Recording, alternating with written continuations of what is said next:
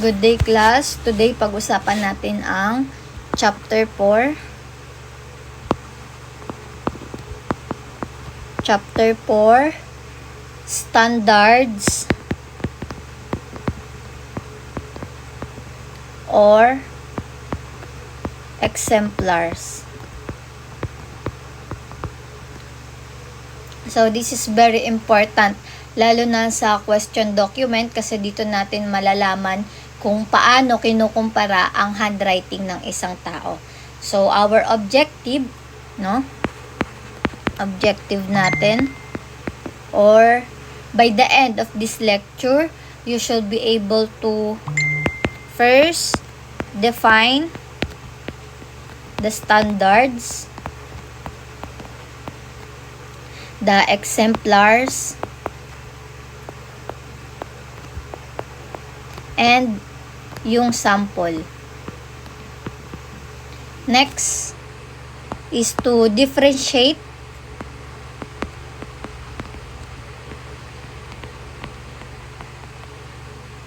the types of handwriting standards.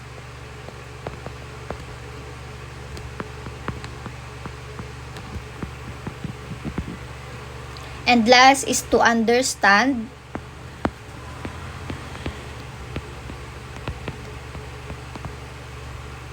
how they are used in a real life situations.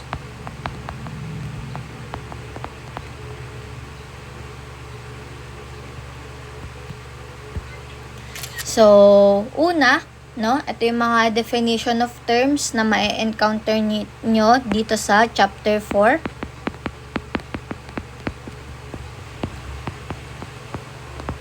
Una na dyan ang standard. So, ang standard ay yung may mga known writings na nagpapakita kung paano magsulat ang isang tao. So, this is the simple explanation about the standard. So, ito yung tinatawag natin na original. 'Di ba? Na-discuss ko na to sa inyo last time. Original, or ito yung mas kilala bilang authentic. Authentic handwriting. Ito yung sulat kamay mo talaga. Sulat kamay and original. So, pag may copy ka ng unang sulat mo, that is the standard. Okay? And consistent yung habit ng isang writer. So, pag nagsulat ka, kapag inulit mo yon, may mga parts sa sulat mo na same sa sinulat mo dati. So, consistent yung habits, ng pagsusulat ng isang writer. So, every person has a unique way of writing. Kaya makikita nyo sa mga friends nyo, magkaiba kayo magsulat, may naka-slant, may cursive, may block. Okay? Next, magkaroon tayo ng drawing activity lang, Itong drawing activity lang natin, dito sa one side, gawin nyo to ha. Dapat makikita natin to sa lecture nyo, So, dito sa isang side na to, ay dapat ay magsulat kayo ng letter A. Letter A, So, idodraw nyo muna yung version, dalawang version ng letter A. Kung paano kayo magsulat ng letter A. Version of letter A. So, sa kabila ay yung printed na letter A. And sa kabila naman ay yung cursive na letter A. So, ayan, sulatin nyo yan mga anak ha, sa inyong lecture. So, titignan ko kung meron kayong sulat neto. Hindi ito mismo yung isusulat nyo ha. I-apply nyo po iyan. So, makikita nyo dyan kung pareho ba kayo ng A sa printed and sa cursive. Siyempre hindi.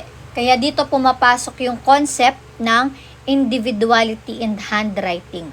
So, per example na lang, yung mga signatures nyo sa ID nyo, sa mga signature nyo sa bangko, o kaya yung mga personal letters.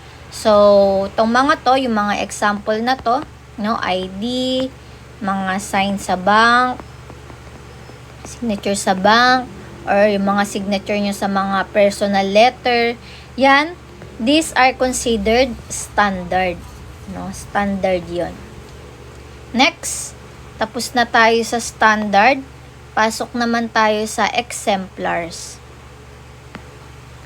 So, na-discuss naman natin na to mga anak, yung standard and exemplars.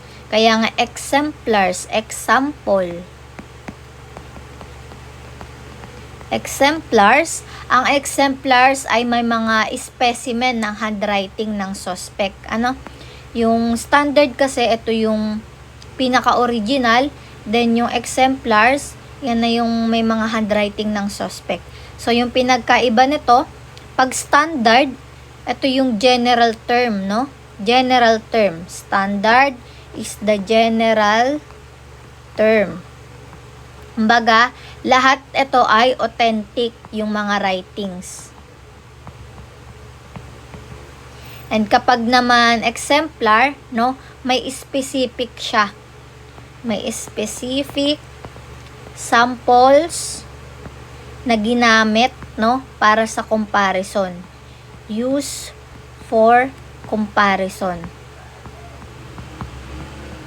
Nabanggit ko na to dati kapag may original, tas ito yung exemplars, no? So, titignan, i-compare ano yung pinagkaiba.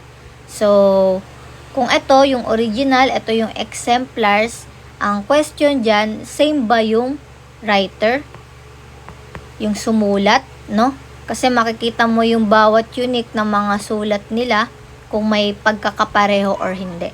So, usually, kinukuha ito during investigation or it is presented as evidence.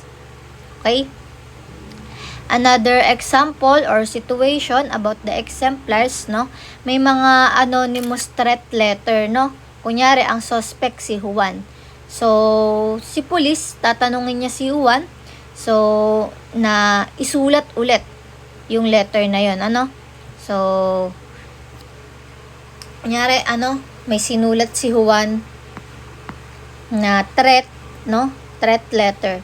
Para malaman ng pulis na kung si Juan ba yung nagsulat nito, papasulatin niya ulit si Juan. Okay, yun po yung pinasulat kay Juan, yun yung exemplar. Yung letter, yung threat letter, yun yung standard. Para makita lang kung same ba yung writer, si Juan ba talaga yung nagsulat dito. So, therefore, matutukoy nyo kung suspect si Juan or hindi. And next ay the sample. Sample naman, ang sample ay representative portion lamang ng kabuuan.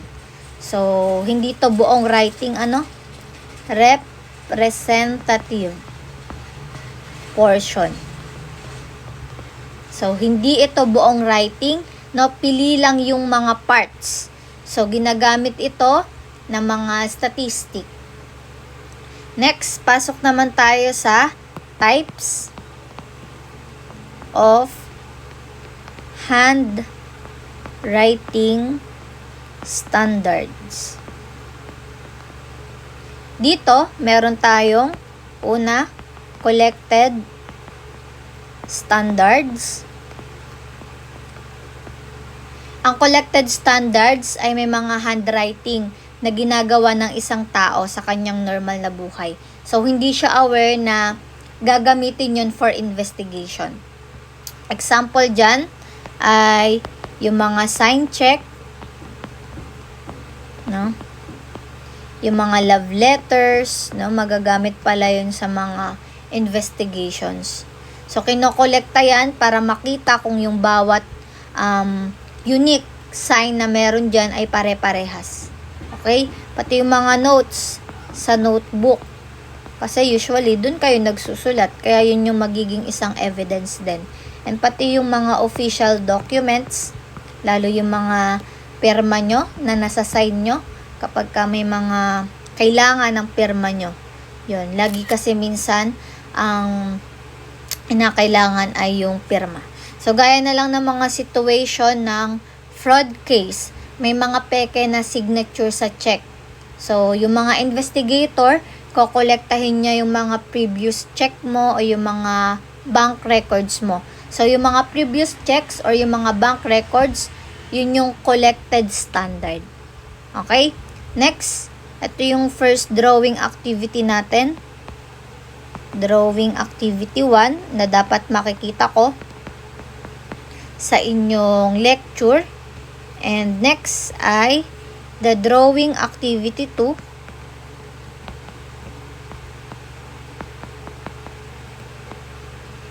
The drawing activity 2 ay una, mag-draw kayo ng, ito yung signature number 1 nyo.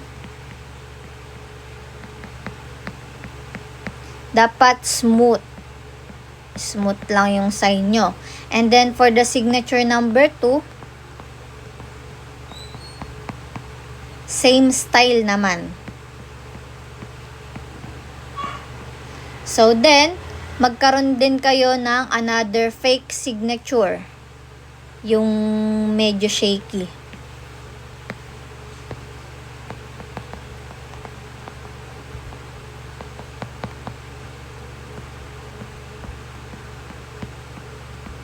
So, alin po yung magmumukhang natural? No, alin yung magmumukhang natural?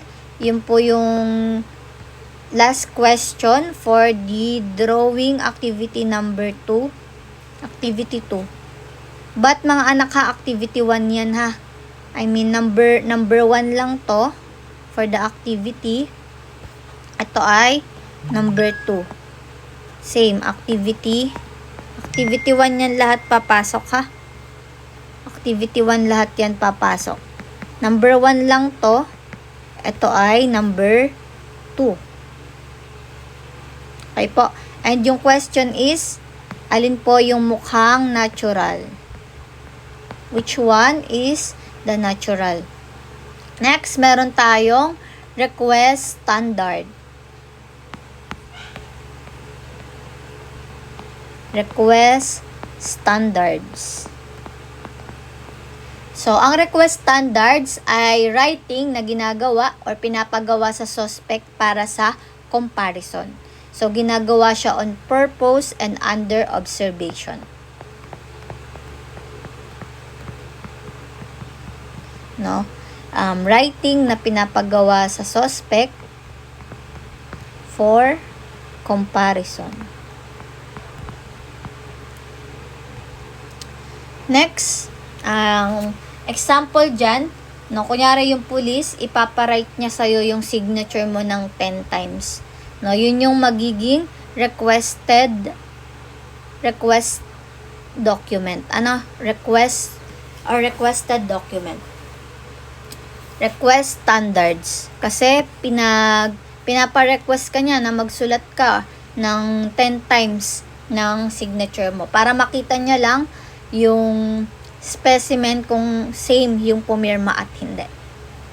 Okay?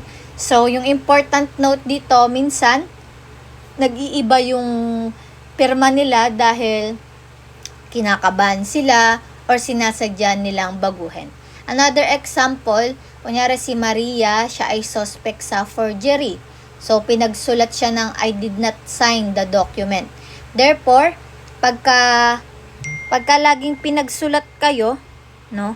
Pag pinagsulat kayo, mga anak, yun yung request standard kasi nagre-request sila sa inyo na ipasulat ulit, no? Yung isang bagay na, kunyari, may specific na words na kailangan isulat. Kunyari, threat, no?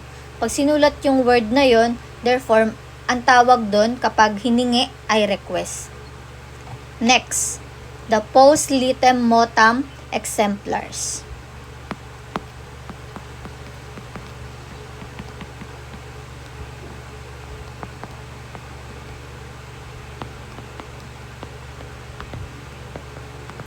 Dito naman, medyo technical siya. So, isimplify pa din natin.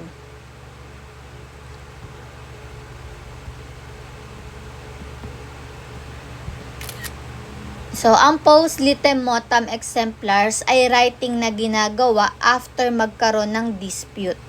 So, writing na ginagawa after. Keyword natin dyan ha, after magkaroon ng dispute.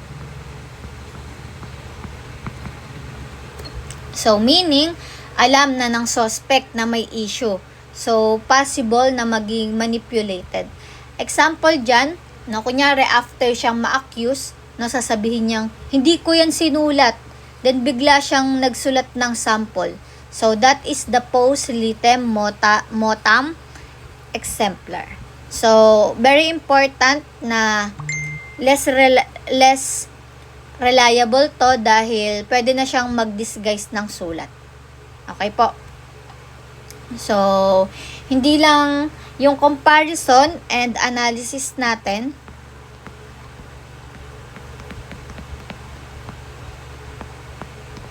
Comparison and analysis, no?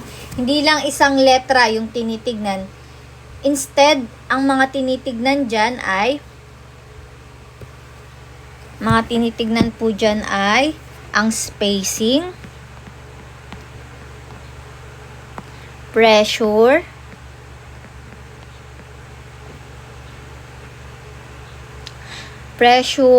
slant,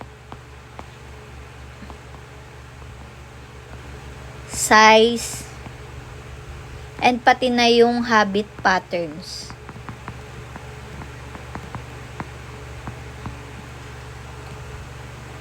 So, another drawing demo. So, kunyari, nagsulat tayo ng word na hello. So, sa version 1, magsulat tayo ng slanted pa kanan, no, na hello. Ayan, nagloko pa. Nagloko yung pen natin, ha?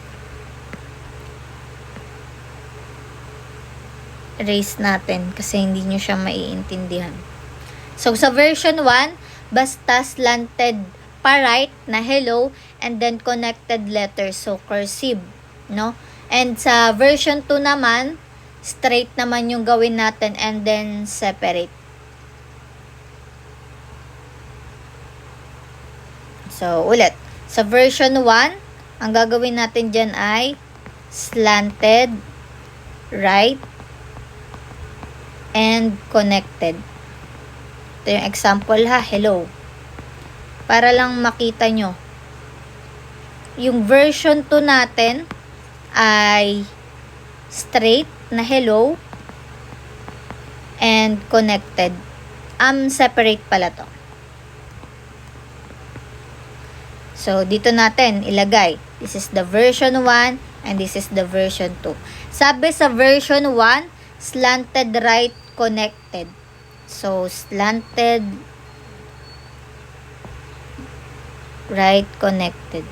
Kung kailan magsusulat na ako ay nagloloko siya, ano? Ulitin natin mga anak. So, slanted right and connected. So, cursive. So, ayan. Pagpasensyahan nyo na ha.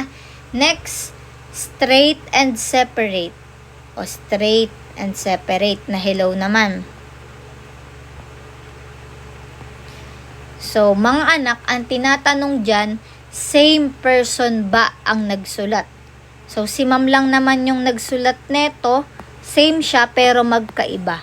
Therefore, kaya nagkakaroon ng mga exemplar, collected, and request standard para makita, no, kung paano siya magsulat, if straight and separate, slanted right or connected, no? Depende kung ano yung magiging request ng investigation. So, another real life scenario, no? May ransom letter. So, yung investigator, iko-compare niya yung collected standard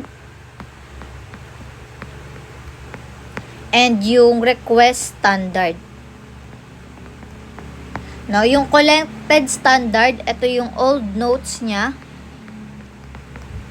yung request standard, yung pina-request ng investigation. Therefore, ito yung new writing.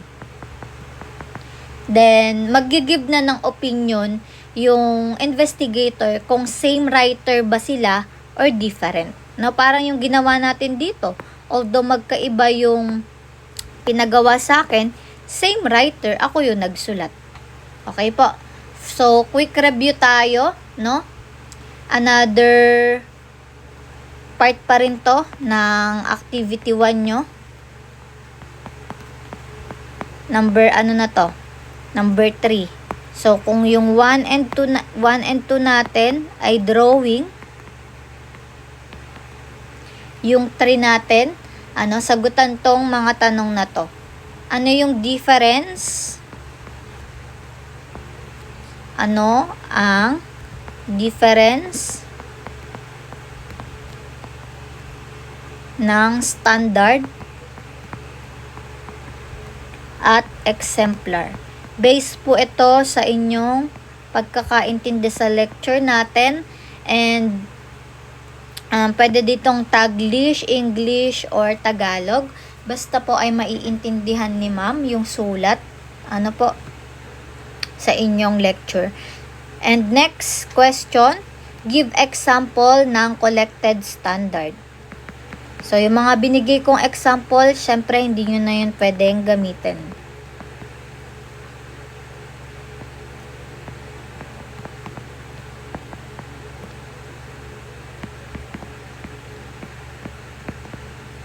Next, bakit less reliable yung post litem motam? Binanggit natin kanina.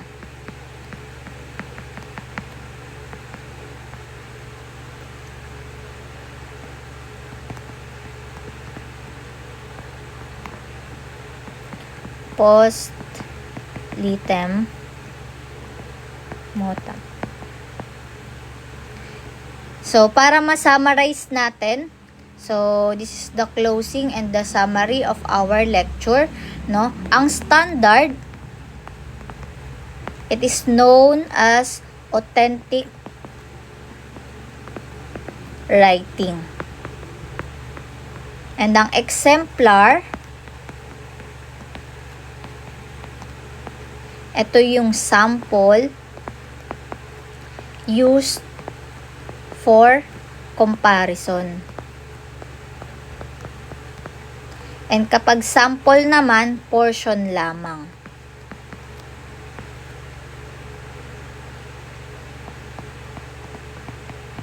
So, yung type ay, yan, nag-back. So, yung types, no, mayroong collected. Ito yung natural writing, and request. Ito yung written upon request. Papasulat lang sa'yo ng investigator kung kinakailangan. Kaya nga request, no? Next is the post litem motam. Ito yung after dispute. O, ayan na yung pinaka-summary ng lecture natin, The standard, ano lang yan mga anak? Tawag dito. 6 lang po yan. And last, sa handwriting, identification, yung pinaka-importante ay consistency ng writing habits. So, kahit anong pilit mong baguhin ang sulat mo, may lalabas pa ring natural characteristic. So, another bonus activity ay for the next lecture na. Thank you!